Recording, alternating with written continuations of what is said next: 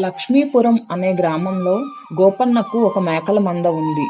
ప్రతిరోజు ఆ మేకలను మేత కోసం అడవికి తీసుకొని వెళ్ళేవాడు. ఆ మందలో ఒక మేకకి పిల్ల పుట్టింది. పుట్టిన పిల్ల అప్పుడప్పుడు మంద నుండి బయటికి వెళ్ళిపోయేది. ఆ విషయం గమనించిన తల్లి మేకపిల్లని మందలించింది.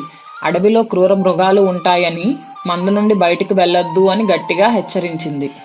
అయితే ఆ మేకపిల్ల తన తల్లి కావాలనే తనపైన కోప్పడుతుందని, బయట చాలా అందంగా ఉంటుంది, తన సంతోషానికి అడ్డుపడుతున్న తన తల్లిపై కోపం పెంచుకుంది.